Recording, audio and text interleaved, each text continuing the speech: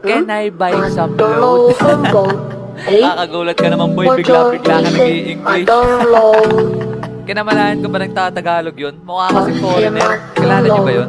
Apo ni Aling Bear na yun. Bakit? Crush mo? Hey, college student na yun. Baka walang pasok yun ngayon. Matik, doon na lagi bibili si Rio. Ang sabi mo? Aray! Nakapaglaro na din ba kayo ng truth or dare? Yung tipong wala kayong teacher, sabay boring na kayo. At dahil sa wala kayong magawa, ay naglaro na lang kayo. Ang boring. Kaya nga. Tara na lang kaya maglaro. Ano naman lalaroin natin? Truth or dare. Gusto nyo? Boring naman nun. Ano ba maganda laruin?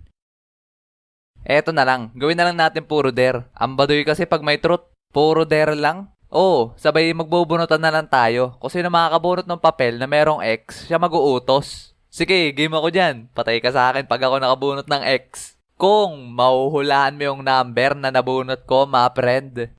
Ha? Mapili ka ng number na uutusan mo, kahit ilang pa gusto mo. Pero random yan, kaya hindi mo alam kung sino uutusan mo. Para may thrill. Sige, mukhang trip ko yung laro na yan. Sige, G ako dyan. Teka, pwede bang makisali? Mukhang maganda yung lalaroin nyo dyan ah.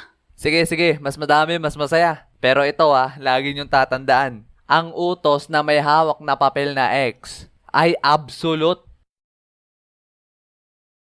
1, 2, 3, go!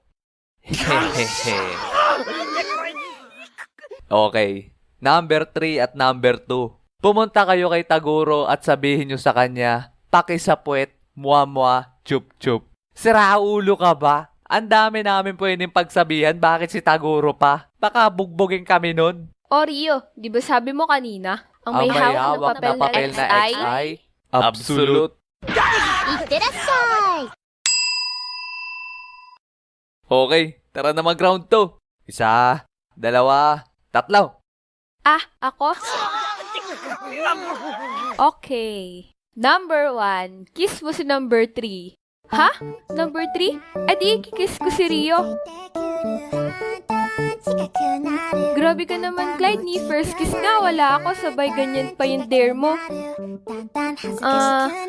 Pwede bang sa kiss ni na lang kita i-kiss? May number 2 ako. Nay, ako yung number 3. Patang lohan po.